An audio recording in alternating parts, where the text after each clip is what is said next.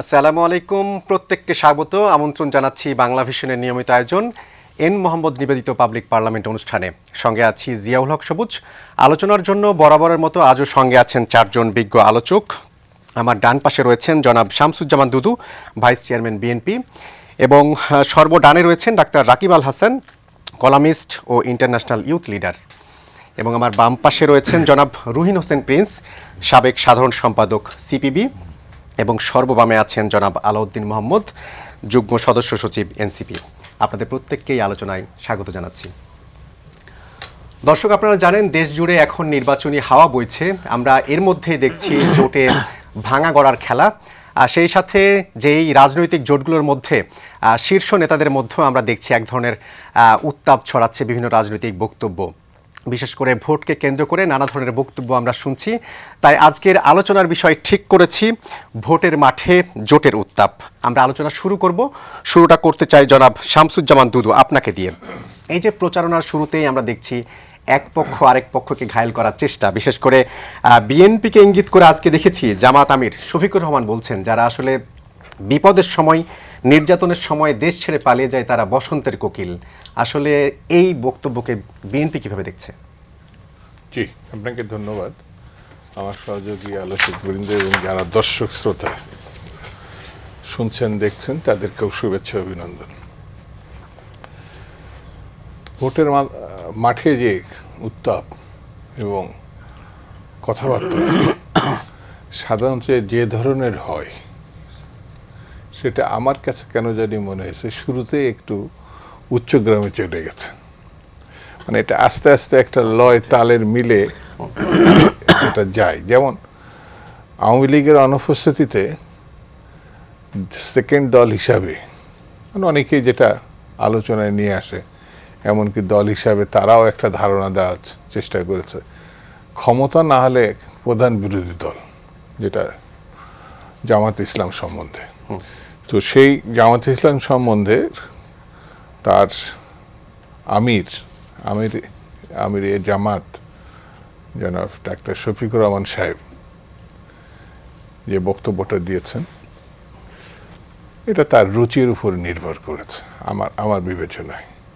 যে মানুষ যেমন, সে ডাক্তার, ইঞ্জিনিয়ার অথবা আরও উচ্চগ্রামের মানুষও ডিগ্রিধারী হলো, ওই যে বাসের মধ্যে লেখা থাকে তার বক্তব্য তার বংশের পরিচয়, ব্যবহারে বংশের পরিচয় লেখা থাকে না।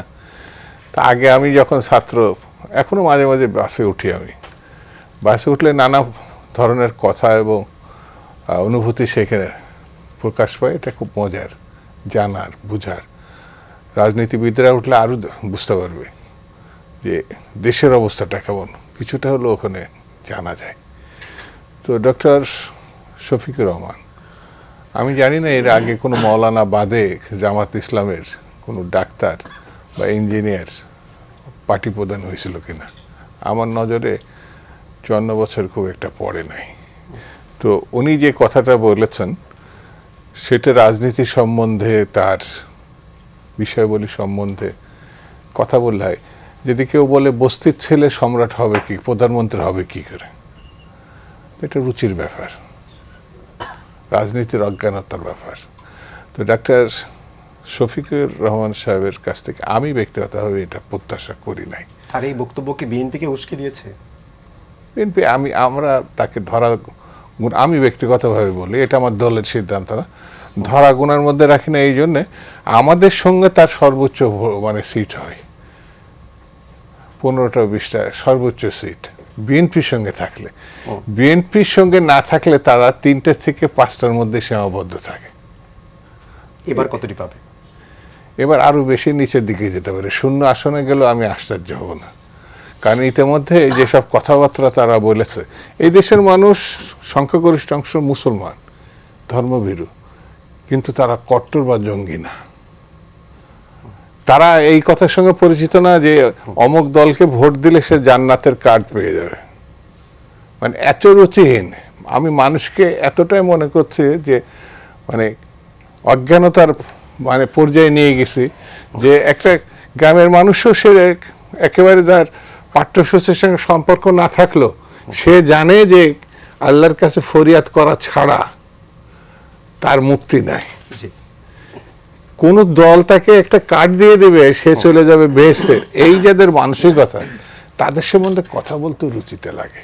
জি, জনাব রুহিন হোসেন প্রিন্স, আপনার কাছে এই একই প্রসঙ্গে জানতে চাইবো, এই যে বিএনপি জামাতের শীর্ষ নেতাদের এই যে বক্তব্য, পাল্টাপাল্টি বক্তব্য, এক ধরনের আক্রমণাত্মক বক্তব্য বলা যায়, এই হুট করে যেটা জনাব দুদু বলছিলেন, একেবারে শুরুতেই মাঠটা গরম হয়ে গেছে, এই মাঠটা শুরুতেই গরম হয়ে যাওয়াকে রাজনীতিবিদ হিসেবে আপনারা কিভাবে দেখছেন? আসলে এটা কোন দিকে যাচ্ছে? দিন দিন কি আরো আক্রমণাত্মক হতে পারে? আচ্ছা, ধন্যবাদ আপনাকে। আমি আলোচকদের ধন্যবাদ জানাই, যারা শুনছেন শুভেচ্ছা জানাই।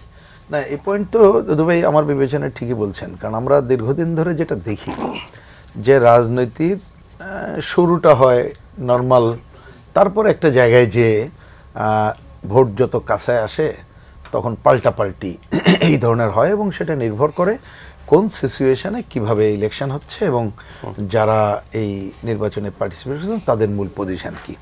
আমি জিনিসটাকে এইভাবে একটু ব্যাখ্যা মানে কি পেছন থেকে দেখতে চাই। দেখেন, এইবারের ভোটটা একটা বিশেষ ধরনের ভোট। বিশেষ ধরনের বলতে আমি এটা মিন করতে চাইছি, বিগত 3টা নির্বাচনে জনগণ ভোট দিতে পারেনি, তাই তো? শুধু দিতে পারেনি তা না, অদ্ভুত অদ্ভুত আমাদের শিক্ষা হয়েছে। একটা হচ্ছে কি, বিনা ভোটের নির্বাচন, যা কোনোদিন কেউ কল্পনা করছি বলে মনে হয় না আমার বিবেচনায়। একটা হয়েছে কি রাতের ভোট, অকল্পনীয়। আর একটা হয়েছে আমিও ডামির নির্বাচন। তো এখন তারপরে একটা গণঅভ্যুত্থানের পরে আমাদের তো একটা বিরাট আকাঙ্ক্ষা ছিল, তাহলে এরপরে সেই আকাঙ্ক্ষার নির্বাচন, কিন্তু সেই আকাঙ্ক্ষা আসলেই কিন্তু বলা যায় যে ওইরকম কোনো খুব পজিটিভ জায়গা থেকে আমরা আগাতে পারিনি, এটা একটা দিক। দ্বিতীয়ত, তাহলে আগাতে পারিনি বলে তাহলে কি আমরা যদি সবাই রাজনৈতিক দলগুলো একটা উন্নত চেতনা হয়ে যেত, মানুষ অন্যরকম চেতনা, তাহলে ভোটের একটা দিকে চলে যেতাম, কেউ এদিকে আইন প্রণয়ন, সরকার, নির্বাচন কমিশনের মেলা দায়িত্ব ছিল না। কিন্তু যেহেতু এই জায়গায় যেতে পারেনি, এবং আমরা প্রথম দিনই বলে আসছিলাম যে নির্বাচন ব্যবস্থাটা আমূল সংস্কার করে এখানে যেতে হবে, তাই এই সংস্কারের মধ্যে গেলে কিন্তু আইন কানুন বিহেভিয়ার অনেক কিছু আমরা হয়তোবা করতে পারতাম, এটা গেলাম না।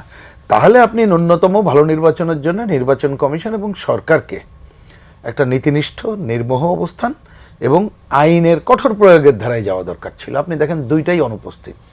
একটা, আমরা কালচারালি ডেভেলপ করতে পারলাম না, 2 নম্বর নির্বাচন কমিশন সরকার এখনো একটা হজবরলার মধ্যে এই জায়গাটা নিয়ে গেছে। কিন্তু মাঝখানে তো আমরা একটা জিনিস দেখছিলাম, বিএনপি এবং জামাতের নেতারা একজন আরেকজনকে শ্রদ্ধার সাথে কথা বলছিলেন, বিভিন্নভাবে আমরা দেখছিলাম একদম হৃদ্যতাপূর্ণ সম্পর্ক ছিল, কেউ কাউকে আক্রমণ করছিলেন না।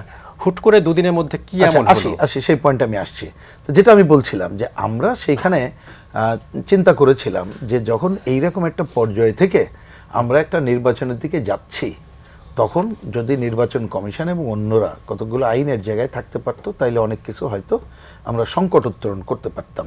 এবং আমাদের মনস্তত্ত্ব, এটা রাজনৈতিক দলগুলো এবং সবার মধ্যে থাকতো যে আমাদের সামনে ডেমোক্রেসি প্রধান, মানুষ ভোট দিতে পারবে এটাই প্রধান, ফলাফল কি হবে সেটা আমাদের কাছে, হ্যাঁ যার যার তো ফলাফল চাইবো, কিন্তু ওইটাকে আমি আফোল্ড করব। কিন্তু আপনি দেখবেন এই নিকটতম সময়ে আগে থেকে এটা চলে আসছে, এইখানে নীতিহীনতা, অনৈতিকতা, যার যার অত ব্যাখ্যা আমি আর যাচ্ছি না, আপনি দেখবেন যার যার কম বেশি আপনি মাপতে পারবেন, এমন জায়গায় চলে গেছে যে কোনোভাবে জেতাটা যেন একটা বড় ব্যাপার হয়ে দাঁড়িয়েছে। তার মধ্যে আপনি এটা বলতে আমি বলতাম না, কিন্তু আজকের এই ঘটনা আবার বলতেই হচ্ছে, যারা মুক্তিযুদ্ধের বিরোধিতাকারী শক্তি, কারণ এইখান থেকে যার যার অবস্থান বুঝে, আমি এখানে কমিউনিস্ট পার্টি করি, আমাদের একটা জোট আছে, আমি কি আমার অবস্থান বুঝি না? এখানে অন্যরা আছে, যার যার অবস্থান বুঝেই তো কথা বলা উচিত। মিনিমাম তো এই কালচারটাও আমাদের আফোল্ড করা দরকার। কিন্তু এইটা থেকে যখন আমি ভাববো যে না আমি কিছু একটা হয়ে গেছি, কালই সব আমার, তখন ওইটার জন্য আমি কিন্তু মরিয়া হয়ে যাই। কিন্তু মাঝখানে এই জায়গাটা এখন প্রথম দিকে যেটা আপনি বলছেন যে আমরা মাঝে এটা ভুল শুদ্ধ বা ফলাফল কি সেটা ব্যাপার না, এই যে ঐক্যমত্য কমিশন নানা আলাপ আলোচনার মধ্যে কিন্তু একটা সম্পর্ক গড়ে উঠেছিল। এবং প্রথমে আমি শেষ যে কথাটা বললাম, প্রথমে এইটা একটা ছিল যে ঠিক আছে আমরা গণতন্ত্রের পথে যাত্রা করি, এইটা তো সব কিছু হয়ে যাবে না, এত বড় ঘটনার মধ্যে গণতন্ত্রের পথে যাত্রা করি, পরেরটা আমরা দেখব। কিন্তু ওইটা থেকে যখন চলে আসলো নানা কারণে হয়তোবা যে আমি জিততেছি, জিততেই আমাকে হবে, তখন এই জায়গাটা যদি হয়ে যায় তখন তো পাল্টাপাল্টের প্রধান হবে, ওই সম্পর্কটা আর থাকে না। কিন্তু আরেকটা ঘটনা আমি বিবেচনা করি, যদি ওই যে কালচারাল ডেভেলপমেন্টটা হতো, আমরা যদি শুরুতে এইবারে অন্ততপক্ষ ওই যে পারস্পরিক আলোচনা, আমি যেটা বলছি সংস্কার বা নির্বাচন কমিশন আলাপে যদি এটা করতে পারতাম যে ভাই আমরা এই পাল্টাপাল্টির জায়গা থেকে আমি আমার নির্বাচন ইশতেহার কি আমি গেলে কি করব, এইটাকেই প্রধান আনতাম, হ্যাঁ নিশ্চয়ই বিভিন্ন সময় সরকারের সমালোচনা তো আমরা করবোই, এটা নিয়ে আমি আপত্তি করছি না, কিন্তু এই ধারার বাইরে যেন তেন প্রকারে জিততেছি এইটা হয়েছে। এটা হওয়ার আরেকটাও কারণ আছে, সেইটা হচ্ছে কি আপনি দেখবেন অনেকগুলো দল আছে, অনেকগুলো বললে ভুল হবে, কয়েকটা দল, তারা ক্ষমতায় যাওয়ার আগেই এই পুরো 1.5 বছর ধরেই তারা ক্ষমতাকে এনজয় করছে। সুতরাং মনে করছে ক্ষমতায় তো আছি, যদি এটা চলে গেলে তো আর এনজয়টা করতে পারবো না, সুতরাং ওই দাপটটাই যেন প্রধান। সুতরাং ওইখানে দেখবেন নীতি নৈতিকতার অন্য বালাই টালাই থেকে, মানে আমি নীতি নৈতিকতা বলছি শুরুতে যে আলোচনাটা হয়েছিল, এই জন্য আমি নীতি নৈতিকতার কথাটা একটু সামনে আনছি, অত ডেভেলপমেন্ট হয়েছে তা মনে করি না, ওইটা বাদ দিয়ে এই জায়গায় যাচ্ছে। কিন্তু আমি একটা শেষ মন্তব্য করি, আমাদের বিবেচনায় ন্যূনতম গ্রহণযোগ্য একটা নির্বাচন 12 তারিখে অনুষ্ঠিত হওয়া দরকার, সেইটাই হবে আমাদের গণতন্ত্রের পথে হাঁটার জন্য উপযুক্ত।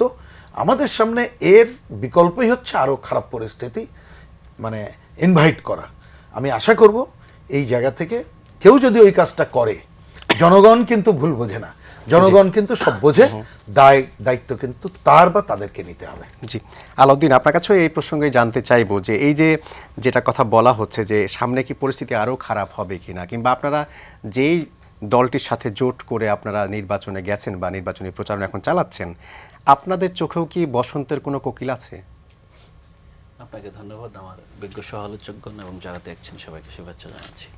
প্রথমত আপনি যেটা দেখলেন যে শুরুতেই আমরা নির্বাচনী প্রচারণার আজকে 3য় দিন চলছে, তো একটা টান উত্তেজনা কিন্তু শুরু হয়ে গিয়েছে, এবং এটাকে কিন্তু আমরা সত্যিকার অর্থেই যদি দর্শকদের গ্যালারিতে দেখে মানে বসে কিন্তু এনজয় করছি যে আসলেই একটা নির্বাচনটা খুব উপভোগ্য হয়ে উঠছে।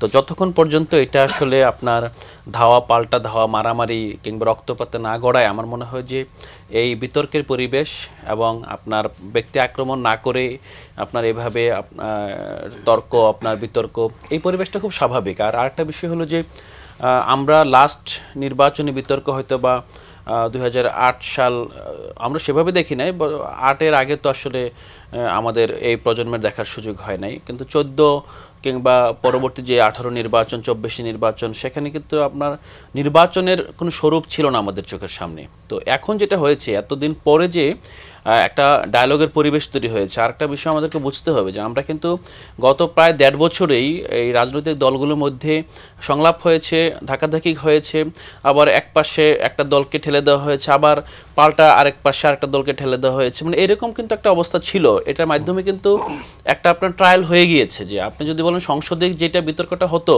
আমরা ঐকমত্য কমিশনে, তারপর আপনার প্রধান উপদেষ্টার সাথে আলাপ আলোচনায় কিন্তু অনেক বিতর্ক আপনার ইতিমধ্যেই সুরাহা হয়ে কিন্তু আমরা একটা পর্যায়ে আসছি।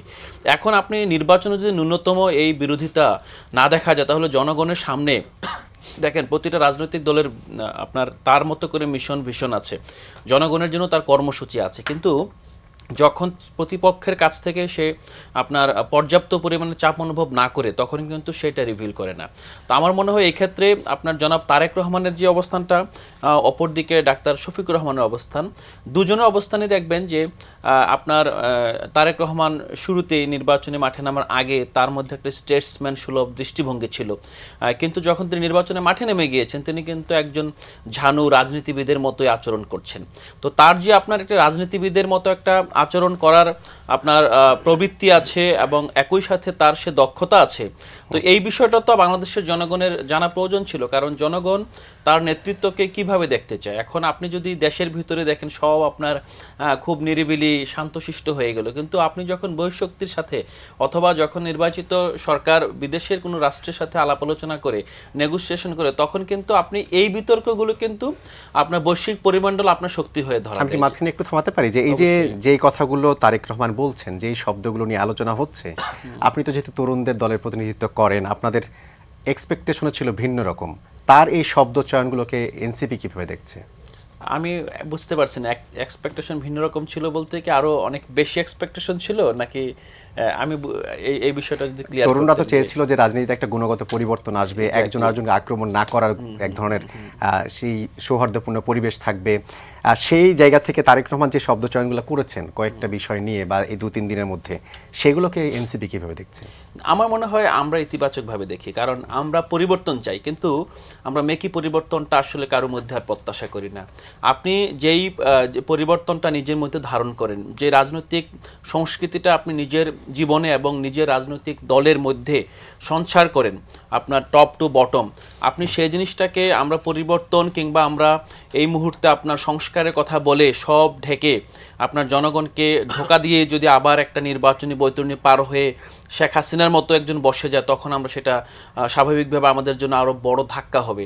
সো আমরা চাই যে আমাদের এক্সপেকটেশনও আপনার সেই লেভেলে নেমে আসুক, যে আমরা যতটুকু পরিবর্তন রাজনৈতিক দলগুলো ধারণ করছে, তার নেতৃত্বটা ধারণ করছে, আলাপ আলোচনা এবং সংলাপ পাল্টাপাল্টে আপনার চাপের মধ্য দিয়ে সেটা জনগণের সামনে পরিস্ফুট হোক। কারণ আপনি একটা বিষয় খেয়াল করবেন, গণ অভ্যুত্থানের পর আমরা যে পরিবর্তনটা প্রত্যাশা করেছিলাম, এই পরিবর্তনটা একই সাথে প্রত্যাশার চাপে কিন্তু অন্তর্বর্তী সরকার বলেন কিংবা রাজনৈতিক দলগুলো বলেন, তারা যতটুকু পারফর্ম করতে পারতো তারা কিন্তু অনেক ক্ষেত্রেই সেই পরিমাণ পারফর্ম করতে ব্যর্থ হয়েছে। আমরা জনগণকে সেই বার্তাটা দিতে চাই যে আপনি যে রাজনৈতিক দলকে সমর্থন করুন না কেন, আপনি রাজনৈতিক দলের কাছ থেকে রাতারাতি আপনার বড় বৈপ্লবিক পরিবর্তন আশা করবেন এবং সেই প্রত্যাশা নিয়ে সরকারকে নির্বাচনের পরদিন থেকেই আপনার চাপে ফেলে আপনার আনস্টেবল অথবা স্থির করে ফেলবেন, সেটা না চিন্তা করে আমরা একটা গ্রাজুয়াল পরিবর্তনের মধ্য দিয়ে এবং সরকারকে জনগণ ওন করতে হবে, যেটা আমাদের সরকার যদি নির্বাচনের মাধ্যমে আপনার সরকার আসে, একই সাথে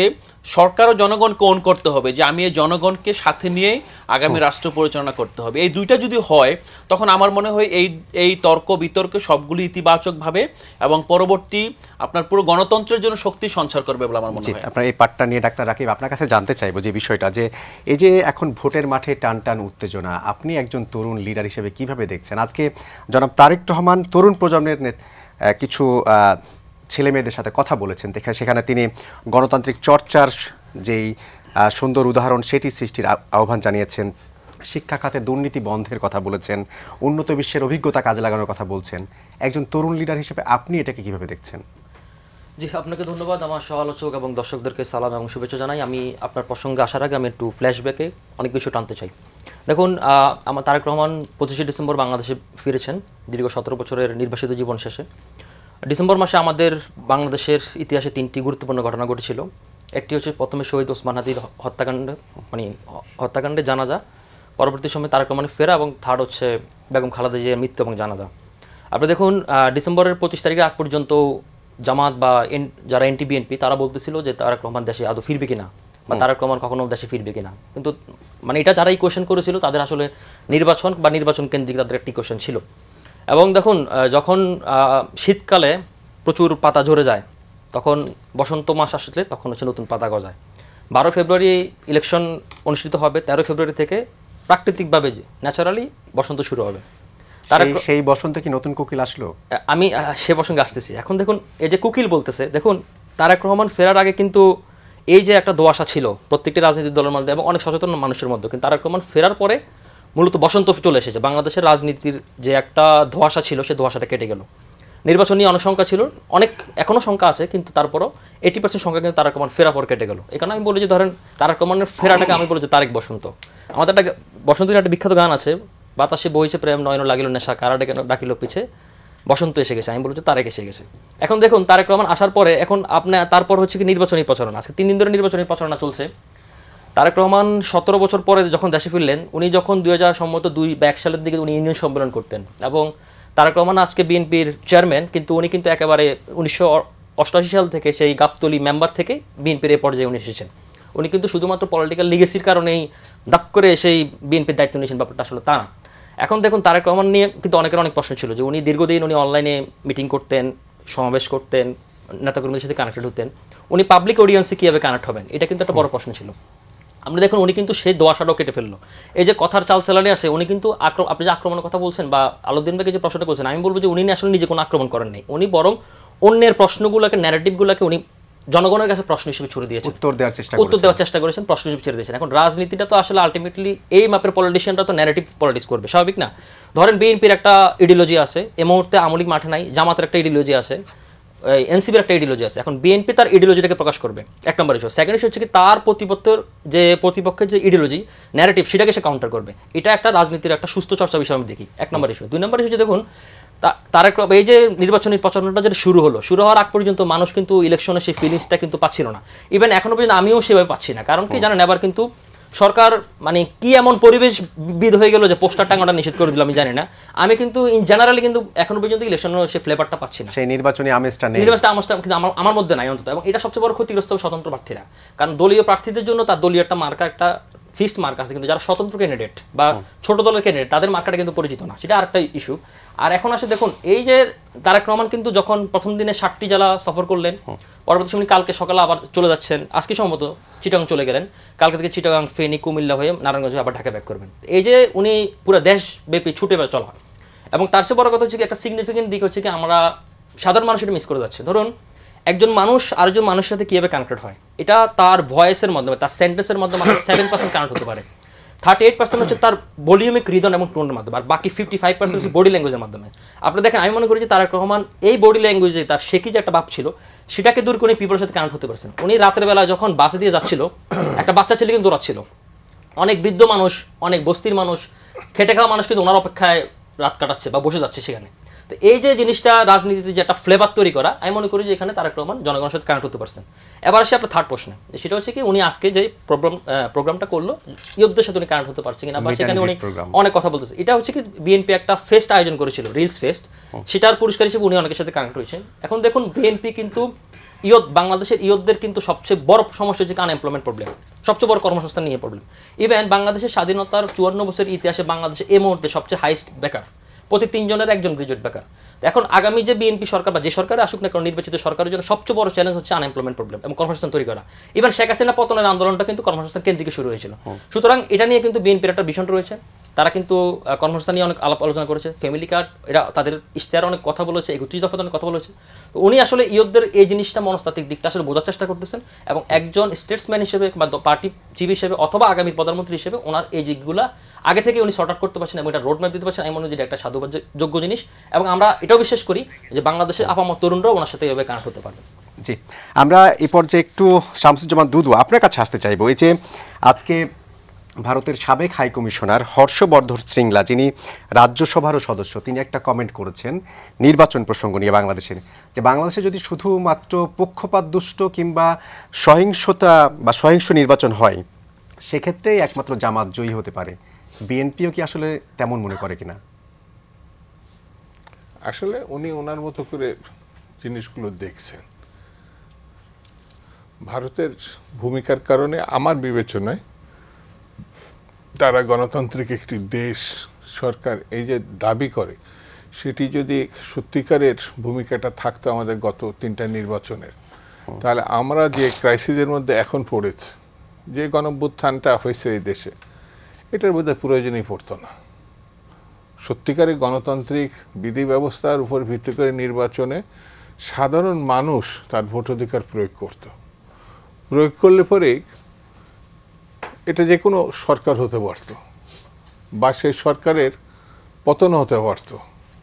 কিন্তু গত 3টা নির্বাচনের সময় সম্ভবত উনি এই দেশে রাষ্ট্রদূত ছিলেন, তো ওনার চোখের সামনে অনেক কিছু হয়েছে। এখন এসে সব খেলা যখন উল্টায় গেছে, তখন মানে ওনার যে বক্তব্যটা, সেই বক্তব্যটা মানে বিশেষ কোনো রাজনৈতিক দলের নাম উল্লেখ করে উনি যেটা কথাটা বলছে, পিপলস ভোট দিলে তো তারা এমনি তো ক্ষমতা আসতে পারে। একটা সময় এই দেশে মুসলিম লীগ প্রধান দল ছিল পাকিস্তান আমলে, তাই না? তো জামাত শেষ সময় ভালো করে নাই, তার মানে এই নয় যে আওয়ামী লীগ খুব ভালো করছে। কিন্তু তার যে কমেন্টটা পক্ষপাত দুষ্ট এবং সহিংস নির্বাচন, রাজনীতিতে তো বড় একটা শক্তি হচ্ছে বিএনপি এবং বিএনপির মাঠের সেরকম প্রভাব রয়েছে, সেই জায়গায় তাদেরকে এগিয়ে রাখার মূলক নির্বাচন হলে তো যে কেউ আসতে পারে, জামাতি আসবে এমন কোনো ঘটনা না তো। বিএনপি বাদ দিয়ে একটা ছোট রাজনৈতিক দলও, সেটা তো নির্বাচন না তো ওনার বক্তব্য অনুযায়ী। তো একটা বিশেষ দলের উপরে আমি জামাতকে সমর্থন দিচ্ছি না, সেটা আসবে তা না, পক্ষপাতমূলক। যেমন প্রশাসন যদি বিশেষ ভূমিকা পালন করে, যদি সত্যিকারের মানে গণতান্ত্রিক ভূমিকা যেটা বলে, দায়িত্বশীল ভূমিকা বলে, নৈতিকতাপূর্ণ ভূমিকা পালন করে, তাহলে পরে একটা ভালো নির্বাচন হওয়া সম্ভব। ভালো নির্বাচন হওয়া নাকি এখনো শঙ্কা আছে? শঙ্কার ব্যাপার না তো, প্রতিনিয়ত যেমন ভালোর দিকে দেশ যায়, খারাপের দিকেও যায়। এখানে যতক্ষণ পর্যন্ত আইন শৃঙ্খলা পরিস্থিতি যৌক্তিক অবস্থায় না পৌঁছাবে, এটা আমরা ওইভাবে কিন্তু সেই হারিয়ে যাওয়া বা লুট হওয়া অস্ত্র কিন্তু এখনো ওই ধরনের উল্লেখযোগ্যভাবে উদ্ধার করতে পারি নাই, সরকার পারে নাই। আবার তেমনি বিপুল মানে অঙ্কের একটা টাকা এখানে লুটপাট হয়েছে, সেই টাকারও মানে 5% আসছে কিনা সন্দেহ, সেটাও আছে যারা নিয়ে গেছে তাদের মধ্যে। এইরকম একটি মানে সংখ্যাযুক্ত অবস্থায় সরকার যদি বলছে ঐতিহাসিক নির্বাচন করবে, তাহলে এই দুটো জায়গা যদি ঠিক থাকে তাহলে ঐতিহাসিক নির্বাচন করা সম্ভব। আরেকটাভাবে সম্ভব, প্রতিটি রাজনৈতিক দল এবং দেশের জনগণ যদি একটি ভালো নির্বাচনের পক্ষ ভূমিকা অবলম্বন করে, তাহলে পরে আইন শৃঙ্খলার দুর্বলতা থাকলেও ওটা ছাপিয়ে ভালো নির্বাচন হওয়া সম্ভব। তো আমার এখন বিবেচনায় এখন যেসব শর্তগুলো আছে সেখানে সন্দেহ করার আমি কিছু দেখি না। নির্বাচন হবে না হবে না এই ধরনের যে কথাগুলো আসে, মহল বিশেষে এরকম ব্যাপার আছে। তবে নির্বাচনটি ভালো এবং অবশ্যই 12 তারিখে করতে যেতে আমরা ব্যর্থ হই, সরকার করতে পারলো কিনা জানেন। এই সরকার তো গণঅভ্যুত্থানের মধ্য দিয়ে মানুষের সরকার, নিজস্ব কোনো দল না তো এটা। তো মানুষ এবং যারা এই যে তরুণ সমাজ গণঅভ্যুত্থানের ঐতিহাসিক ভূমিকা পালন করছিল, এরা যদি সব ঠিক থাকে, ভালো নির্বাচন হয়, তাহলে পরে দেশের স্বাধীনতা, সার্বভৌমত্ব এবং গণতন্ত্র রক্ষা পেয়ে যাবে। না হলে কি হবে সেটা এখনই বলা খুব কঠিন। জি, জনাব প্রিন্স, এই প্রসঙ্গ ধরে আপনি যদি একটু যোগ করতে চান যে আসলে কি এই যে ভারতের সাবেক হাই কমিশনার তার যে বক্তব্য, সেটিকে আপনি কিভাবে বিশ্লেষণ করবেন? আসলেই কি জামাত এই শক্তি বা এই লেভেলের পর্যায়ে যেতে পেরেছে কিনা? না, আমার প্রথম হচ্ছে অ্যাকচুয়ালি উনি কোথায় কোন প্রেক্ষিতে কিভাবে বলেছেন এটা জানি না, সুতরাং কথাটা শুনলাম। কিন্তু আমি সাধারণভাবে যেটা বলতে চাই সেটা হচ্ছে যে মানুষের মধ্যে, এটা একেবারে স্ট্রেট বলি, যে এখনো পর্যন্ত এই শঙ্কা দূর হয়েছে বলে আমার মনে হয় না যে আমরা একটা খুব ভালো নির্বাচনের পথে হাঁটছি বা ন্যূনতম গ্রহণযোগ্য নির্বাচনের পথে হাঁটছি। যেমন আপনি প্রথম রাউন্ডে যখন আলোচনা করলেন যে বিভিন্ন দলের যে পাল্টাপাল্টি, কিন্তু এখানে আপনি দেখবেন যে ভোটের শুরুতেই এই যে কি বলে এনআইডি কার্ড নিয়ে নেওয়া, মোবাইল নাম্বার চাওয়া, বিকাশের চাওয়া, মানে এই যে জিনিসগুলো, এগুলো তো আপনি ওভারলুক করতে পারেন না, এটাই তো রিয়েলিটি। আপনি এর আগে আমরা জানতাম হুমকি ধামকি, তাই না, টাকার খেলা, মানে প্রচারের বলছি, পেশি শক্তি, এখনো ভয়ের রাজত্ব তো দূরই হয়নি, ভয়ের রাজত্ব দূর হয় নাই। মব সন্ত্রাস মানে আমি ভয়ের রাজত্বের সাথে মিলাচ্ছি, যেটা দূরই হয় নাই, সেই সংকট রয়ে গেছে। প্রশাসনের এখনো পর্যন্ত যথাযথ ভূমিকা মানুষের কাছে দৃশ্যমান হচ্ছে না, প্রশ্নবিদ্ধ হয়ে আছে। রাজনৈতিক দলগুলো কম বেশি বলতে পারি আচরণটাও এখনো পর্যন্ত, তাহলে সেই জায়গায় ন্যূনতম গ্রহণযোগ্য নির্বাচনের পথে হাঁটা নিয়ে তো প্রশ্ন রয়ে গেছে। আর আমার বিবেচনায় যদি বলেন বাংলাদেশের এ ব্যাপারে আমার বলতে কোনো দ্বিধা নেই, আমি কোনো পজিশনই দেখি না যে যারা দেশের স্বাধীনতা বিরোধী শক্তি ছিল তাদের এমন কোনো ঘটনা ঘটেছে যে তারা রাষ্ট্র ক্ষমতার কথা চিন্তাই করতে পারে, আমার পরিষ্কার বক্তব্য। এবং এই ধরনের করতে গেলে শুধু তারা না, আমি ওনার সাথে একমত যে যদি ম্যানিপুলেশনটা হয় তাহলে তো যে কেউ হতে পারে, তাহলে তো বাংলাদেশকে একটা অন্য জায়গায় নিয়ে যাবে। কিন্তু এখন সরকার যে নির্বাচন নিয়ে এখন পর্যন্ত যে স্ট্যান্ড, সেই জায়গায় কি মনে হচ্ছে কোনো একটা দলকে বা বিশেষ কোনো গোষ্ঠীকে সমর্থন দেয়া কিংবা তাদেরকে এগিয়ে রাখার চেষ্টা করছে? না, সেটা ধরেন আমাদের কাছে ঠিক জাস্ট নাও যখন আমি কথা বলছি এই মুহূর্তে দৃশ্যমান ওই রকম দেখছি না। কিন্তু দেখেন আমাদের এখন প্রধান যিনি উপদেষ্টা ডক্টর মোদি ইউনূস মাঝে একটা বললেন না নতুনদের দলের ব্যাপারে, তারা তো বিভিন্ন আসনে জিতবে, এমনকি তারা মন্ত্রী হতে পারবে। What is it? তোমার ঘটনাটা কি? এটার মধ্য দিয়ে কি আপনি একটা রেজাল্ট ঘোষণা করে দিলেন, নাকি মানুষের মনস্তত্ত্বে একটা কিছু প্রচার করছেন যে জিতে আসার? কারণ দেখেন দেশটা কিন্তু ছোট, জনসংখ্যা বেশি, এই কম বেশি আমাদের সবারই নখদর্পণে, কোনটা আমরা না জানি। আর এখানে ধরেন দুদুভাই আমাদের সিনিয়র, আমরা তো ছাত্র আন্দোলনের সময় ও 64টি জেলা এবং এখন মেজরিটি উপজেলা, ওই 90 দশকে উনি আমার আগেই ওই সমস্ত জায়গায় আমরা কভার করে ফেলছি, যাওয়া আসা আছে। আর কমিউনিস্ট পার্টির তো নেতা হিসেবে না হয় বাদই দিলাম আর কি। তো এগুলো আমাদের কাছে অজানা কিছু না। তো এই ধরনের কোনো মনস্তত্ত্ব আপনি যদি আগে নিয়ে আসতে চান তাহলে খারাপ। আরেকটা বলি, যেটা ধরেন নির্বাচন কমিশন সহ সবাই একমত আমরা হচ্ছি, সেটা হচ্ছে যে এই যে সোশ্যাল মিডিয়া, এআইয়ের ব্যবহার, প্রচারটাকে এমন জায়গায় নিয়ে যাওয়া, মানুষকে ভিন্ন মনস্তত্ত্বে প্রস্তুত করা, এই কাজগুলো কিন্তু হচ্ছে, যেটা অনেকেও তারাও সাবধান করছে এর থেকে আমাদের মুক্ত হইতে হবে। কিন্তু আপনি আমি কি এখনো জানি? ধরুন কথার কথা যে আপনার সম্পর্কে একটা তথ্য দিল উপস্থাপক হিসাবে, তো এটা তো আমার যাচাই বাছাই করতে আমি দেবো কোত্থেকে এই নির্বাচনে? তাহলে নির্বাচন কমিশন বা একটা জায়গায় যেতে হবে। আমরা অনেকদিন বলে আসছিলাম যে তাদের তো একটা কেন্দ্র থাকা দরকার, তারা কিন্তু এটা দিতে পারছে না। নির্বাচন নিয়ে কি আগে আমরা জানতাম যে কি বলে যে ওই এলাকায় একটু গল্প হইতো, কথার কথা অমুক ক্যান্ডিডেট বসে গেছে বা এরকম একটা ম্যানিপুলেশন ছিল। এখন তো আপনি হাতের মুঠোর মধ্যে দিয়ে কোনটা ম্যানিপুলেশন আর কোনটা কি বুঝতে পারবেন না। তাহলে এই চ্যালেঞ্জ মোকাবেলা আমরা এখনো পর্যন্ত সরকারকে দেখছি না। এটা না দেখার মধ্য দিয়ে বরঞ্চ আমি আজকেই কোশ্চেন তুলে রাখতে চাই যে এই যে অনেকের কথা বলা হচ্ছে, আমরা দেখছি মনস্তাত্ত্বিকভাবে যে ভুল প্রচার করে সামনে নিয়ে আসা হচ্ছে, সরকার যদি এগুলো দমন নাও করে তাহলে এর দায় কিন্তু সরকার নির্বাচন কমিশনে পড়বে। যে তাহলে কি তাদের কোনো বিশেষ উদ্দেশ্য আছে? কারণ মানুষের মধ্যে কিন্তু এখনো নির্বাচন নিয়ে যে সংশয় যে কথাটা বললেন সেইটা রয়ে গেছে এইসব কারণে। জি, জনাব আলাউদ্দিন, আপনি একটু যদি আমাদের যোগ করতে চান যে এই যে নির্বাচন নিয়ে কথা হচ্ছে, আপনারা যেই জোটের সাথে জোটবদ্ধ হয়ে ইলেকশন করছেন, নিশ্চয়ই দিন শেষে তো ক্ষমতায় যাওয়া কিংবা সরকার গঠন করার একটা স্বপ্ন নিশ্চয়ই দেখছেন। কিন্তু এই ভারতের সাবেক হাই কমিশনার তিনি যে মন্তব্যটি করেছেন, আদৌ কি পক্ষপাত দুষ্ট কিংবা সহিংসতা ছাড়া নির্বাচনে জামাত জোট বা এই যে 10 বা আজকে একটি নতুন দল যোগ করেছে 11 দল, এই জোট কি আসলেই ক্ষমতায় যাওয়ার স্বপ্ন দেখে? প্রথমত আমি বাংলাদেশের নির্বাচন নিয়ে ভারতের কোনো সাবেক কিংবা বর্তমান কূটনৈতিকের কোনো বক্তব্যকে আলোচনার বিষয় বলে মনে করি না। বাংলাদেশের গণ অভ্যুত্থান নেসেসারিলি ভারতের আধিপত্যবাদের বিরুদ্ধে একটা গণ অভ্যুত্থান ছিল। আপনি যদি গত 3টা নির্বাচন দেখেন, 3টা নির্বাচনের শুরুর যে নির্বাচনটা, আপনাদের নিশ্চয়ই মনে আছে যে ভারতের যে ফরেন সেক্রেটারি এখানে এসে কিভাবে এই নির্বাচনটা করিয়ে দিয়ে গিয়েছিল। তারপর থেকে আমরা দেখেছি যে তারপর পুরো বাংলাদেশ রাষ্ট্রই ভারতের ডিপ স্টেটের আপনার একরকম নিয়ন্ত্রণে চলে গিয়েছিল। আমরা তখন রিউমার শুনতাম যে গণভবনে আপনার ভারতের এজেন্টদের আনাগোনা কিংবা তাদের কিন্তু সেই রিউমার বিশ্বাসযোগ্য ছিল। রিউমারটা এমন না যে আমি জানি না অ্যাকচুয়ালি এটা কি মানে ফ্যাক্ট নিয়ে কেউ প্রশ্ন তোলে নাই, মানুষের মধ্যে পারসেপশন তৈরি হয়েছিল যেটা সম্ভব হলেও হতে পারে।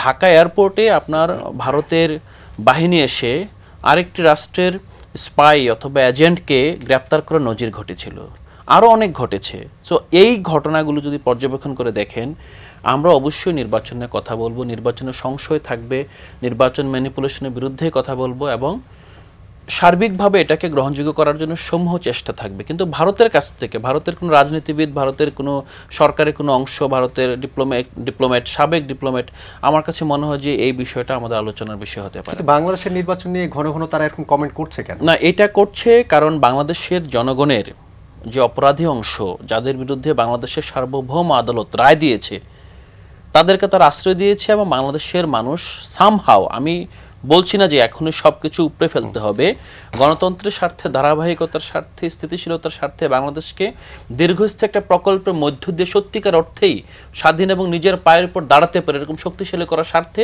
বাংলাদেশের সাধারণ মানুষ, রাজনীতিবিদ এবং আরও যারা সিভিল সোসাইটির মতো আপনার অংশীদার আছে, সবাই জিনিসটাকে একটা ট্রানজিশন হিসেবে মেনে নিচ্ছে। এমন না যে ভারতের এই বিষয়টাকে আমাদের গাত্রদাহ হচ্ছে না, অবশ্যই হচ্ছে, আমরা এটা মেনে নিতে পারছি না কোনোভাবে। এটা ভারত না, এটা পৃথিবীর অন্য কোনো দেশও যদি করে এভাবে নগ্নভাবে হস্তক্ষেপ করে আমরা মেনে নিতে পারবো না। পাশাপাশি আমাদের পৃথিবীতে যদি দেখেন মানবাধিকার লঙ্ঘন, ক্রস বর্ডার ভায়োলেশন দেখেন, বাংলাদেশ ভারত বর্ডারে যেই পরিমাণ আপনার ভায়োলেশন ঘটে, পৃথিবীর আপনার এমন কোনো রাষ্ট্র নেই যেখানে আপনার বড় ধরনের মাদক সিন্ডিকেট কিংবা আপনার রাষ্ট্র যেখানে মাফিয়া হয়ে যায় সে ধরনের অবস্থা ছাড়া এ ধরনের ভায়োলেন্স ঘটে না। কিন্তু বাংলাদেশ রাষ্ট্র কিন্তু অ্যাজ এ স্টেট, বাংলাদেশ সবসময় মাফিয়াতন্ত্রের বিরুদ্ধেই কিন্তু সংগ্রাম করে গিয়েছে। বাংলাদেশ কিন্তু আপনার জঙ্গিবাদ, টেরোরিজম এগুলোর বিরুদ্ধেই কিন্তু সংগ্রাম করে গিয়েছে এবং এটা আপনার ডিসরিগার্ডিং এনি গভর্নমেন্ট, এটা রাষ্ট্রে একটা আপনার স্টেটেড পলিসি যে তারা আসলে এই ধরনের এলিমেন্টসকে রাষ্ট্রে কখনো প্রশ্রয় দিবে না। পৃথিবীর অনেক রাষ্ট্র আছে যারা আসলে আপনার রাষ্ট্র ইটসেলফ টেরর হয়ে যায়। যদি আপনি ইন্ডিয়াকে দেখেন, ইন্ডিয়ার বর্তমান যে রাষ্ট্র, বর্তমান যে সরকার, এরা কিন্তু আপনার রাষ্ট্র ইটসেলফ অন্য রাষ্ট্রকে এবং দেশের ভিতরে জনগোষ্ঠীকে টেরোরাইজ করে। তো সেই প্রেক্ষাপটে আমি মনে করি যে নির্বাচনের সংশয় থাকতে পারে, নির্বাচনের আপনার গ্রহণযোগ্যতা থাকতে পারে। আরেকটা বিষয় বুঝতে হবে যে যেই আপনার হংসবর্ধন শৃঙ্খলা যে কথাটি বললেন, বিষয়টা হলো যে আপনি এটা অন্যভাবে দেখতে পারেন। যদি বাংলাদেশের জনগণ কোনো একটি দলের প্রতি রায় দেয় অথবা জোটের প্রতি রায় দেয়, তাহলে তার আগে নোক্তা দিয়ে রাখলো যে এই নির্বাচনটা আপনার প্রশ্নবিদ্ধ হলে বলে পরিগণিত হইবে। ব্যাপারটা এরকম না যে যদি গ্রহণযোগ্য নির্বাচন হয় তাহলে এটা হবে না। ভাই আপনার নির্বাচনের রেজাল্ট তো আসলে আমরা কেউ জানি না, এবং বাংলাদেশের সাধারণ মানুষ ইনক্লুডিং বিএনপি এবং জামাত আরও যারা আছে ভাইরা সবাই মিলে কিন্তু একটা উৎকণ্ঠার মধ্যে আছে। কারণ সত্যিকার অর্থে বাংলাদেশের মানুষ যে কোন দিকে রায় দেয় এটা তো আপনার কোনো আপনার আপনার রিসেন্ট পাস্টে এটা ধারাবাহিক কোনো আপনার প্রেডিকশন দেখা যাচ্ছে না। এজন্য দেখেন প্রতিটা আপনার পরিসংখ্যানে সার্ভে কিন্তু এক ধরনের রেজাল্ট শো করছে, বাট সবার মধ্যে কিন্তু উৎকণ্ঠা বাড়িয়ে দিচ্ছে। আমরা জানি যে নির্বাচনের সময় সার্ভে অনেক সময় ভুল রেজাল্ট দেয়, কিন্তু ভুল রেজাল্ট দিলেও কেউ কিন্তু সংখ্যামুক্ত হতে পারছে না। তো এইরকম একটা টান উত্তেজনা করা একটা অবস্থার ভিতরে আপনি মানে একটা বহিরাষ্ট্রের একটা সাবেক কূটনৈতিক একটা মন্তব্য করে দিল, এবং এই মন্তব্যটা আবার আমাদের রাজনীতির এবং আমাদের মনস্তত্ত্বের জন্য কারোর জন্য চাপ, কারোর জন্য খোরাক হয়ে দেখা দিল। সিমিলারলি আপনি দেখেছেন ইউএস স্টেট ডিপার্টমেন্ট, ইউএস আপনার মিশনের ভিতরের আপনার যে অডিও ফাঁস করা ঘটনাকে কেন্দ্র করে যেটা হয়েছে, আমি এই ঘটনাগুলোকে সমানভাবে আপনার উপেক্ষা করা এবং এগুলোকে বাংলাদেশের নাগরিক হিসেবে গুরুত্বহীনভাবে দেখার জন্য আমি সকল রাজনীতিবিদ এবং মানুষদের আমি আহ্বান জানাবো। কারণ আমাদেরকে একটা বিষয় মাথায় রাখতে হবে যে আমরা গত 15 বছর 17 বছর ধরে যারা সংগ্রাম করেছি ফ্যাসিবাদের বিরুদ্ধে, সব রাজনৈতিক দল, তারা কিন্তু এমন কোনো আপনার সংগ্রাম করি নাই যে আমরা এই ফ্যাসিস্ট রিজিমকে, এই আধিপত্যবাদকে যদি উপরে ফেলতে পারি তাহলে আমাদেরকে অন্য একটা রাষ্ট্র, অন্য একটা আধিপত্যবাদী শক্তি প্রশ্রয় দিবে। ব্যাপারটা কিন্তু কারোর মধ্যে এরকম ছিল না। এখানে সত্যিকার অর্থে আপনি যদি দেখেন, লাস্ট শেষ করছি, 3টা জোটের যদি দেখেন আপনার শিরোনাম দেখেন যে সবার আগে বাংলাদেশ, হ্যাঁ ঐক্যবদ্ধ বাংলাদেশ, আমরা এনসিপি থেকে আমরা বলছি নতুন চোখে বাংলাদেশ। আমরা কিন্তু মানে বাংলাদেশকে বিভিন্ন অ্যাঙ্গেল থেকে দেখছি, আমরা পৃথিবীর অন্য কোনো রাষ্ট্রের অ্যাঙ্গেল থেকে কিন্তু কেউ দেখছে না। যদি না দেখে থাকে এই যে এজেন্ডা বিভিন্নভাবে, আমি মনে করি এটা ফ্যাসিস্ট যারা এখন রয়ে গিয়েছে, ফ্যাসিস্ট এস্টাবলিশমেন্ট, সে এস্টাবলিশমেন্টই পরোক্ষভাবে আমাদের মনস্তত্ত্বে ঢুকিয়ে দিচ্ছে যে দোজ আর ইম্পর্টেন্ট, এবং তুমি তোমাদের আত্মশক্তিতে বলিয়ান হওয়ার পাশাপাশি এগুলোর মাথায় রাখতে হবে যে এগুলো কিন্তু তোমার অংশ। বাট আমরা ডিনাই করতে চাই, আমরা ইনকার করি যে এগুলো আমাদের আত্মশক্তি, আমাদের ঘুরে দাঁড়ানো অথবা আমাদের নিজের পায়ে দাঁড়ানোর অংশ না। জি ডাক্তার রাকিব, আপনার কাছে এই প্রসঙ্গটা জানতে চাই, কারণ হচ্ছে এই যে ভারতীয় কূটনীতিকের যে বক্তব্য, এবং আমরা কয়েকদিন ধরে একটা বিষয় শুনছিলাম যে আমাদের সাথে যুক্তরাষ্ট্রে এক ধরনের আঁতাত হয়েছে, অনেকে বলছেন। আজকে বিএনপি মহাসচিব তিনি নিজেও বলেছেন যে জামাতের সাথে যুক্তরাষ্ট্রের আঁতাতের খবরটি সার্বভৌমত্বের জন্য হুমকি। আপনি আসলে এরকম মনে করেন কিনা জামাতের সাথে যুক্তরাষ্ট্রের এমন আঁতাত হয়েছে কিনা, কিংবা এই যে সম্পর্কের কথাগুলো আমরা বলছি এর সাথে আসলে ভারতীয় কূটনীতিকের এই যে বক্তব্যের এটার কোনো সমীকরণ মেলানো সম্ভব কিনা? জি, আপনাকে আবার ধন্যবাদ। দেখুন, তার আগে আমি আরও কিছু একটু জরুরি কথা বলতে চাই। দেখুন, আমাদের এই প্রশ্নগুলো ওঠে কেন, আমার ফার্স্ট কোশ্চেন, ওই প্রশ্নগুলো ওঠে কেন? ওঠে কারণ হচ্ছে ধরুন আমাদের পলিটিক্স যারা করে বা পলিটিক্যাল পার্টিগুলা, তারা কোনো না কোনোভাবে, ধরেন আমরা আজকেও একটা, আমি আর প্রিন্স ভাই আমরা একটা ন্যাশনাল ডে থেকে আসলাম, কিন্তু ধরেন আমরা একটা, ধরেন ন্যাশনাল ডেতে আমরা গেলাম কেন? ন্যাশনাল ডে গেলাম হচ্ছে ধরেন একটা গ্যাদারিং টুগেদার, ওদের পারসেপশন ভিউ জানার জন্য। কিন্তু এর মাঝখানে দেখবেন কিছু কিছু ব্যক্তি ওখানে যায় তার খুঁটিটা শক্ত করার জন্য। এটা হচ্ছে একটা নিদারুণ বাস্তবতা আমাদের পলিটিক্সের, খুবই নিদারুণ বাস্তবতা। এবং ভারতের আমি অনেক সমালোচনা করি, কিন্তু ভারতের একটা জায়গায় ভারতকে আমি বেনিফিট ও ডাউট দিতে চাই। সে কারণ হচ্ছে ধরেন ভারতের কোনো বুদ্ধিজীবী, সোকল ইন্টেলেকচুয়াল কোনোদিনও তার স্বার্থের বিরুদ্ধে কিছু করে না, কিন্তু বাংলাদেশে যতজন এনজিও কর্মী আছে, যত এরকম সোকল ইন্টেলেকচুয়াল আছে, সবগুলোর খুঁটি বিদেশে বাঁধা। এটা আমাদের এই অন্তর্বর্তীকালীন সরকারের দিকে দেখলে দেখা যায়। সেটাকে কিছু রাজনীতিবিদও আছে এরকম থাকতে পারে। আপনি দেখেন এই ইন্টারিম গভর্নমেন্টে বেশিরভাগ উপদেষ্টারা এখনও তারা বিদেশি পাসপোর্ট হোল্ড করে এখনও পর্যন্ত তারা এখানে আছে। ইভেন এত চরম ব্যর্থতা আমরা দেখেন, এখানে যিনি আমাদেরকে নতুন সংবিধান, নতুন দেশ, নতুন রিপাবলিকের কথা বলতেছে, উনি কিন্তু এত 1.5 বছরও ওনার পাসপোর্টটা এখানে সিলিন্ডার করে আসে নাই। তো এখন এগুলা বলতে গেলে অনেক লং হিস্ট্রি, আমি একটু শর্টলি আপনি যুক্ত করি। সেটা হচ্ছে ধরুন আমাদের এটা একটা চরম ব্যর্থতা, এবং আমাদের মনে করি আমাদের 54 বছর পলিটিক্যাল অনেক কালচারে আমাদের রিস্টোর হয় না, তার মধ্যে একটা বড় কালচার এখানে হয় না। ধরেন সবাই মনে করে যে আমি একটু বিদেশি শক্তির দিকে যদি একটু সামনে দেবে তো তাহলে আমার ক্ষমতা যাওয়াটা মসৃণ হবে। এটা একটা যে জনগণের সাথে প্রো পিপল যারা রাজনীতি করে না তারাই এটার দিকে বেশি ঝোঁকে।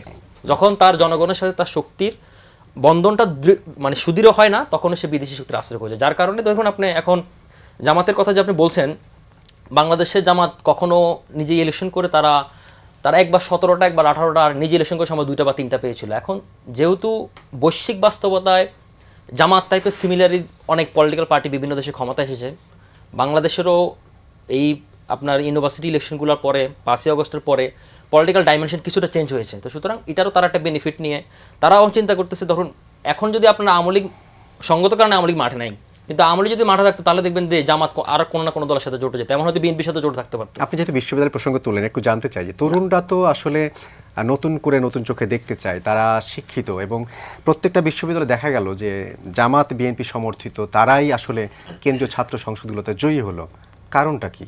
না, সেটার সাথে আপনি জাতীয় নির্বাচন যোগ করতে পারেন না, যদিও এটা কিছুটা রিফ্লেকশন থাকবে এই ইলেকশন আমি মনে করি, কারণ আমাদের 4.5 থেকে 5 কোটি তরুণ ভোটার, তাদের একটা রিফ্লেকশন থাকবে এবং তারা যে সোসাইটি বা যে ফ্যামিলি থেকে বিলংস করে সেই ফ্যামিলিরও একটা ভোট ভাগ হতে পারে, কিন্তু এটা যে ম্যাচ আকারও হবে তা বলে আমি মনে করি না। আর আমি এটা শেষ করে একটু, এখন হচ্ছে ধরুন আমাদের এই যে রিফ্লেকশনের কারণে এই যে দলগুলো হচ্ছে ধরুন বিদেশি সান্নিধ্যের কাছাকাছি যেতে পারলে আপনি দেখুন আমাদের যখন এই এখনকার যে ডায়লগগুলো হচ্ছে পলিটিক্যাল পার্টিগুলোর সাথে বিভিন্ন কূটনীতিক মিশনদের সাথে, সবাই যাচ্ছে আমি ক্ষমতা গেলে তোমার সাথে আমার সম্পর্ক কীরকম হবে, রাষ্ট্রের সম্পর্ক কীরকম হবে, কিন্তু এর মধ্যেও কেউ এই সুযোগটা খুঁজে নিচ্ছে যে তুমি আমাকে একটু ফেভার করলে হয়তো আমার ক্ষমতা আসাটা মসৃণ হবে। তো এই জায়গা থেকে আপনি দেখুন ওয়াশিংটনের পোস্টটাও আপনি যে একটা অডিও রেকর্ড, আপনি দেখেন এটা কত বড় গুরুতর অপরাধ, মানে একটা পার্সোনাল অডিও রেকর্ড আপনি ফাঁস করে একটা পত্রিকার হাতে দিয়ে দিলেন, তারা আবার নিউজ করে ফেললো, তারপর এটা জাতা পত্রিকা না, ওয়াশিংটন পোস্ট। তো সে জায়গা থেকে তারা বলে ফেললো যে তারা এদেরকে ক্ষমতা চাই। আজকে আবার হর্ষবর্ধন সিংলা সেটারে কাউন্টার দেওয়ার জন্য মূলত তিনি এই প্রশ্নটা তিনি রেখেছেন। আর এখানে হচ্ছে ধরুন ওই প্রিন্সিপাল যেটা বললো যে সরকার আসলে তার আচরণে কিন্তু এখনো পর্যন্ত নিরপেক্ষ এটা প্রমাণ করতে পারতেছে না, অনেক কারণে সেটা পারতেছে না। আমি একটা উদাহরণ আপনাকে দিই, উনি যে প্রসঙ্গটা তুললো যে এনআইডি কার্ড নিয়ে অনেকে বিকাশ নাম্বার দিচ্ছে, দেখুন এনআইডি তথ্য এটা একান্তই একটা ব্যক্তিগত বিষয়।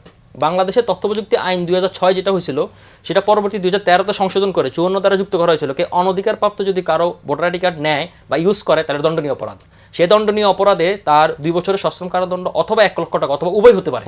এটা পৃথিবীর অনেক দেশে স্ট্রিক্টলি ফলো করা হয়। এখন আমাদের মতো দেশে এই জিনিসগুলো আমরা কেন ফলো করতে পারতেছি না, এই ইলেকশন কমিশন কেন এটাকে বাধা দিচ্ছে না? একই সাথে আপনি দেখেন পোস্টাল ব্যালট নিয়ে অনেকটা বিতর্ক করলো না, এখন একজন মানুষের কাছে কেন এতগুলো পোস্টাল ব্যালট যাবে? এখন এই জায়গাগুলা সরকার যে কাউকে ফেভার করুক না কেন, কিন্তু এই জিনিসগুলো সরকার শুরু থেকে স্ট্রিক্টলি তার গ্রহণযোগ্যতা আমি মনে করছি হারাচ্ছে। আমি আরেকটু চুপ করি, এখন আপনি আরেকটা প্রশ্ন সবাই করছেন, আমি 1 মিনিটে শেষ করি, আমি একটু টাইম কম পাইলাম, একটু সংক্ষেপে বলি। সেটা হচ্ছে ধরেন এই যে 12 ফেব্রুয়ারি ইলেকশন নিয়ে এত শঙ্কা সন্দেহ উঠতেছে, 12 ফেব্রুয়ারি ইলেকশন যদি হয়ে যাবে এটা আমরা বিশ্বাস করি, হওয়া উচিত, হওয়া ছাড়া এর কোনো বিকল্প নাই, কিন্তু না হলে পরবর্তী সিনারিওটা কি, এটা নিয়ে কি রাজনৈতিক দলগুলো ভাবছে, পলিটিক্যাল স্টেক হোল্ডারগুলো ভাবছে, কিংবা সরকার ভাবতেছে? এটা যদি আমরা আগে থেকে ভেবেচিন্তে নির্ধারণ না করতে পারি তাহলে বাংলাদেশের ভবিষ্যৎ আমরা অন্ধকারে দেখে দিচ্ছি। আমাদের হাতে 6 মিনিট সময় আছে, আমরা সবার কাছে 1.5 মিনিট করে শুনতে চাই। শুরুতেই শামসুজ্জামান দুদু, আপনার কাছে জানতে চাই, আমরা যখন দেখি যে ভালো খেলোয়াড়রা সব সময় শেষ দিকে হয়তো একটা ট্রাম্প কার্ড খেলে দেয়, বিএনপির কাছে এবারে নির্বাচনের ট্রাম্প কার্ড কোনটি? এটা কি ফ্যামিলি কার্ড বা কৃষক কার্ড, যে কার্ড বলা হচ্ছে এটাই কি শেষ পর্যন্ত ট্রাম্প কার্ড হতে পারে? ফ্যামিলি কার্ড, কৃষক কার্ড, অন্য কোনো কার্ড আর ট্রাম্প কার্ড, এগুলো এক একটা রাজনৈতিক মঞ্চে এক এক ধরনভাবে ব্যাখ্যা করে। তবে আমার কাছে যেটা মনে হচ্ছে যে নির্বাচন নিয়ে যেভাবে আমরা ব্যাখ্যা করি না কেন এটা সন্দেহের মতো রাখছে, তো এটা ঠিক না। এই 12 ফেব্রুয়ারি নির্বাচনের প্রেক্ষাপট 18 বছরের আন্দোলন, সর্বশেষ তরুণরা গণ অভ্যুত্থান করেছে, সব কিছু কিন্তু মানুষের অধিকারের জন্যে, দেশের স্বাধীনতার সার্বভৌমত্ব রক্ষা করার জন্য, আধিপত্যবাদকে ঠেকানোর জন্য।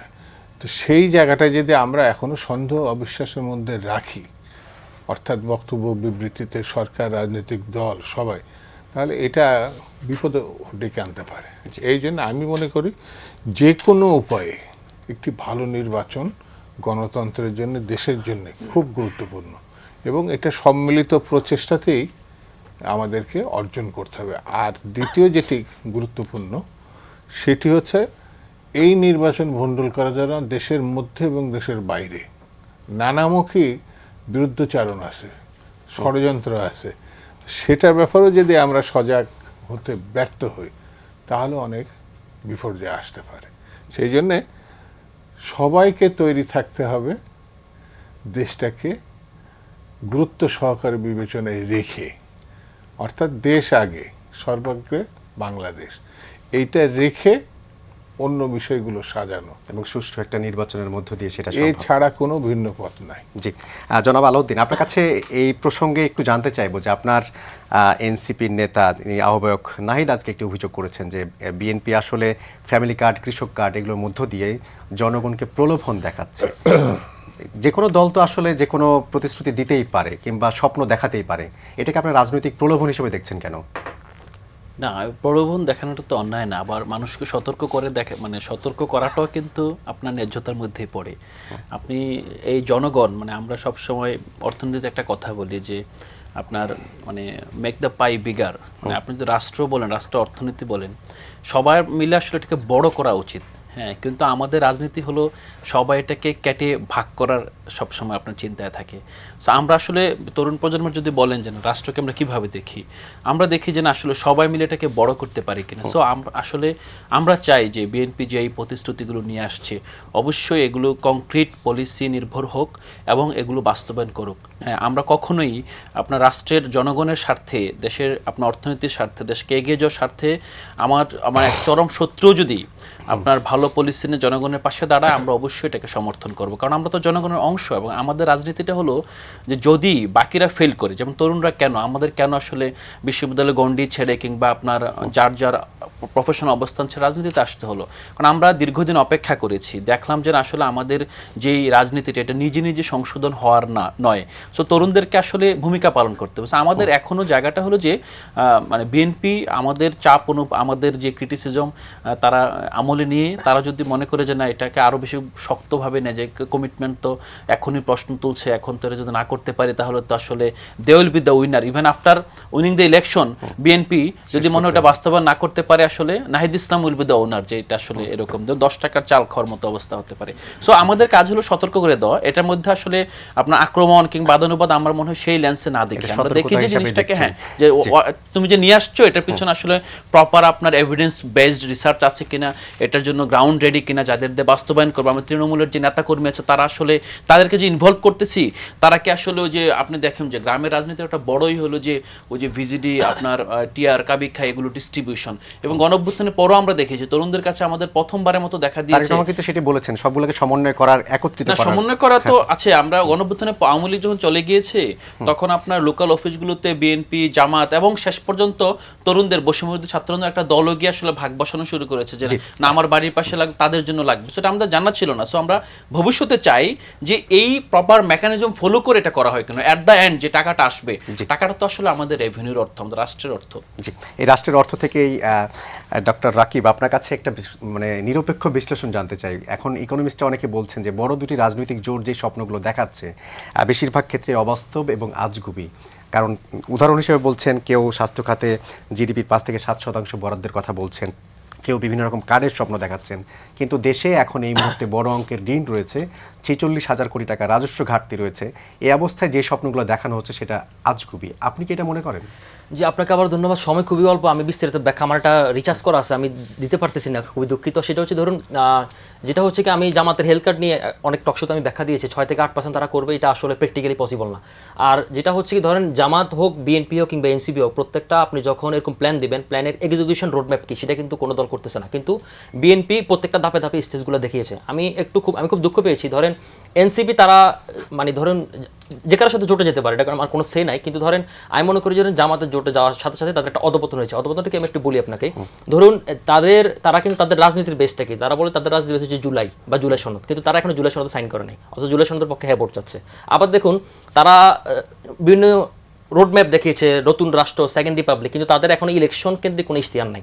তো সুতরাং আমি মনে করি যে তারা যে নতুন বাংলাদেশের স্বপ্ন দেখা, সেক্ষেত্রে তারা এগুলো দেখানো উচিত। আর একটা বিষয় আপনি শেষ করি, ধরুন ওই হাসিনার 10 টাকা চাল কিংবা ঘরে ঘরে চাকরির মতো যদি এরকম কিছু করে এখনকার জেনারেশনের সাথে আপনি যদি মাইন্ড সেট আপটা কোরিলেট না করতে পারেন, তাহলে এটা প্রত্যেকটা দলের জন্য আত্মঘাতী। সুতরাং আমি মনে করবো যে যেই বাস্তবায়নটা করুন না কেন, তার বাস্তবায়নে যে প্রতিশ্রুতি দেখ না, সেই প্রতিশ্রুতি যদি বাস্তবায়নের সাথে বাস্তবে কোনো মিল নিয়ে থাকে, তাহলে এটা তার জন্য সুইসাইডাল এবং একই সাথে এটা জনগণের জন্য ক্ষতি। আমি একটা বক্তব্য বলে শেষ করবো, সেটা হচ্ছে কি, সাবেক American president Franklin D Roosevelt একটা কথা বলেছেন, the greatest threat of democracy is indifference, অর্থাৎ মানুষের উদাসীনতাই গণতন্ত্রের সবচেয়ে বড় হুমকি। সুতরাং এই 12 ফেব্রুয়ারি ইলেকশনটা যদি ঠিকভাবে আপনি রেগুলেট না করতে পারে, কন্ডাক্ট না করতে পারে, মানুষ যে ভোট দিচ্ছে না, গত 3টা নির্বাচন যে ভোট বিমুখ হয়েছে, এবার যদি সেই পথে মানুষকে হাঁটতে হয়, তাহলে এই মানুষ আবার রক্ত দিবে এবং মানুষকে এই গণতন্ত্রের পথে ফেরানো না গেলে, এই রাষ্ট্রের কল্যাণ সাধিত রাষ্ট্র না করতে পারলে আমরা এই রাষ্ট্রকে বিফলে নিয়ে, এবং আমি যেটা আশঙ্কা করি, আবারও শেষ করি, 12 ফেব্রুয়ারি যদি ইলেকশন না করে, তাহলে এই সরকার বা যেই স্টেক হোল্ডাররা ইচ্ছে করে এই দেশকে গৃহযুদ্ধে ঠেলে দেবে। জনাব প্রিন্স, আপনিও কি এই শঙ্কা করছেন কিনা, কিংবা এই রাজনীতিবিদরা